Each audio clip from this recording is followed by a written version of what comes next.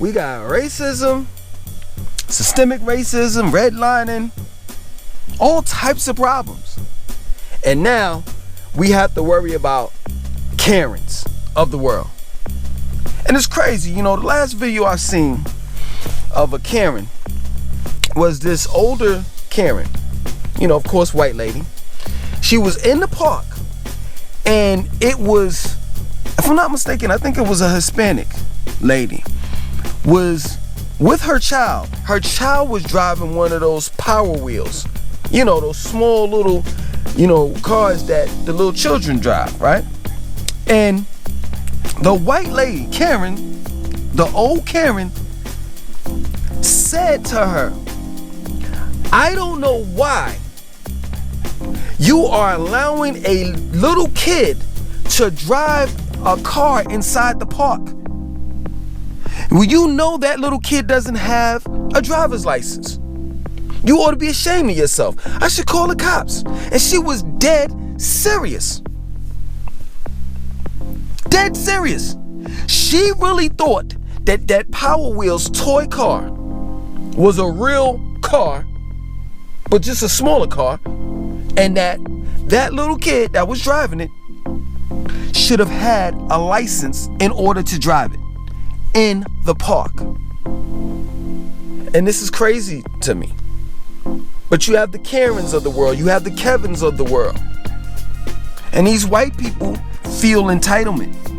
They feel as though that they're entitled. That this is their country. And that we're the foreigners.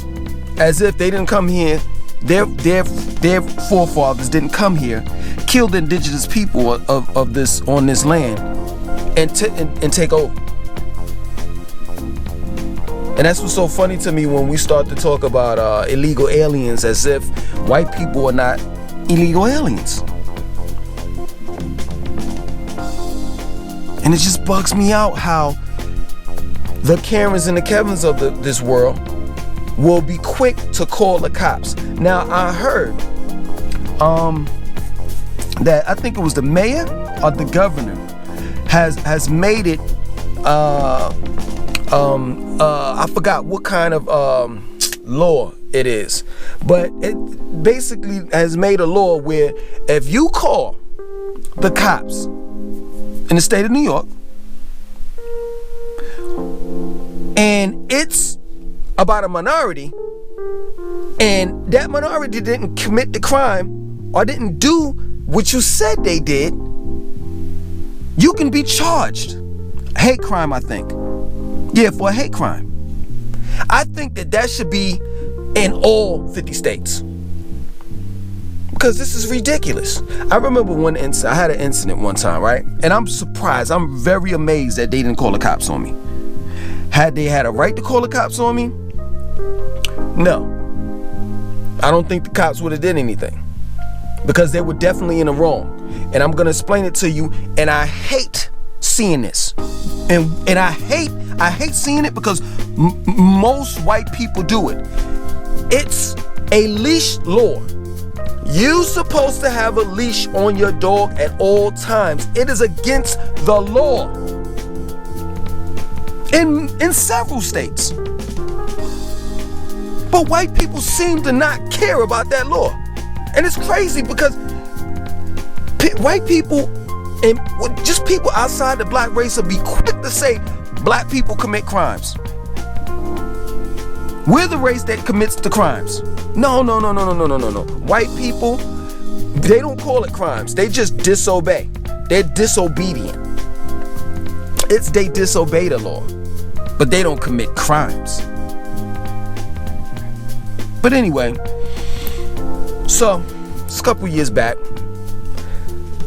I lived in this apartment, Bexley Apartments in Charlotte, right? Real nice, swanky apartments, right? Located in Still Creek. I came in one day. Now, I've been there for like over a year, right? So I'm not new to the neighborhood, but it's these two white couples, older, elderly. I say around in their 60s, 70s. They had a little toy like poodle, right? So they moved in and everything. Every day when I would come out of my door, because they moved like across from me. Every day when I would come out of my door, I'll hear the dog at the door, just barking, right? So one day, I'm outside. Of course, they don't have a leash on their dog. The dog comes up to me, barking. So the elderly couple was like, we apologize, we're sorry or whatever. He won't bite you. They always say that. He won't bite you, don't worry about him. He's shy, he's kind, this and that, so forth. I'm like, all right, cool, I'm gonna let that slide, right? Even though I had an incident prior to that, when my children were outside in the back playing, and of course, this white guy is playing frisbee with his dog with no leash on. And I told him, yo, you need to put on a leash. It is against the law. So I let that slide, right? They're elderly. I want to pay respect. I don't care what race you from. You're an elder. You're older than me. And I need to respect him. Respect them, right? So couple weeks pass by, right? So it's like a hit and miss thing. Sometimes I see them, sometimes I don't. The elderly couple that is, right? And most of the times they have a leash on them, right? So this one particular day, they're outside, right? The dog, I'm getting out of the car. I'm saying to myself, I'm gonna have a problem because they don't have a leash on the dog. I don't want to have a problem. When y'all meet me, if you ever meet me, I'm the most humble person on the planet. For real. I'm not the one to go up to somebody and cause some type of harm to a person. You gotta do something to me in order for me to do something to you. It's that plain and simple, right? I get out of the car, lo and behold, the dog runs up at me, start biting my sneaker. I put my leg back. Yo, I'm not lying. My foot touched the back of my head. And my leg went just like this. Whoop, bow! Kicked the living hell out of the dog. Like the dog flew up a little bit and he was like, right? Hit the ground, boom. And then he ran off, right? Then the elderly man came out. Why did you hit my, why did you kick my dog? And then they started yelling at me. I was like, F you. You know what I'm saying? I kick your dog and I kick you.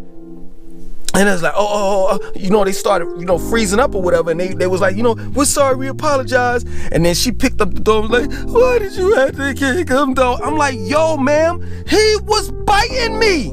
He was biting my shoe. But I was surprised that they didn't call the cops. But like I said before, they were definitely in the wrong. And they definitely would have been, issued a ticket for not having a leash on the dog.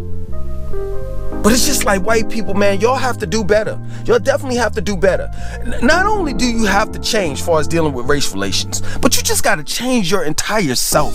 Like, you can't throw that entitlement away. Throw that white privilege away. And do the right things. Respect each other's comfort zone. Don't get up on my face. Don't touch my hair.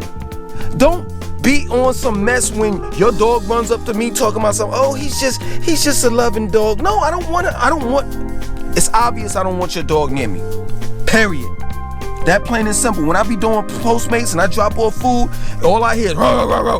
I'm like, yo, your dog come out here, it's gonna be a problem if your dog touch me, because I'm gonna kick the living hell out of it. Period. It's just that plain and simple. There's nothing complicated to it. But the Karens, the Kevins, y'all have to do better. It just does not make sense. It really doesn't. To make a person feel uncomfortable, to know that it's a possibility if you call the cops that there'll be another black man or black woman dead. That is sick. Y'all are sick in the head. Y'all are demonic for doing that. Because that's what your intentions are. That's not what a real human being would do. So you need to check yourself. Other than that, I'm through with all of this stuff, man. This coronavirus, not going to the gym, this whole George Floyd, Breonna Taylor, Aubrey, I forgot his name. I'm sorry that I messed up it's just too much. It's too much. I am done. I'm done with this. I'm done with it. I'm gonna leave y'all with this. I'm gonna give y'all a small story, and then after that, I'm done. You all know I do Postmates, right? And it ain't been too many, deliveries and stuff like that because of the coronavirus. But to make the long story short, throughout these months that I've been delivering food, I know what it felt like to be a slave.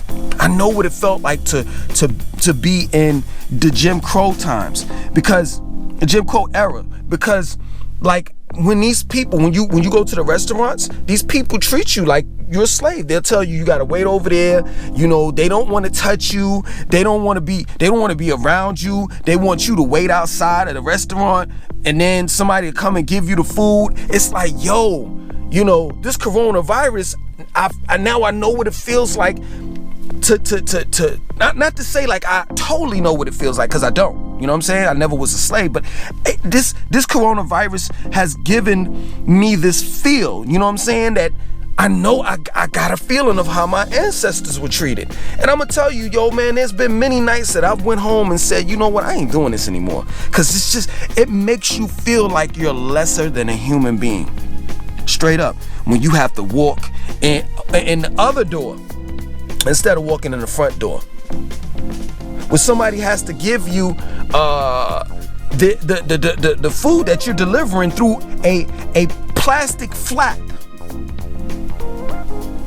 When they got gloves on and masks, and it just, this coronavirus has made it where, and they call it social distancing, has made it where human beings are not able to be human.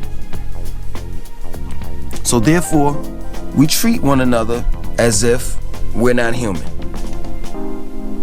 And it hurts at times, man, to see that. Other than that, my name is Langston2092. I want you to like, comment, subscribe. Definitely share this video. 1.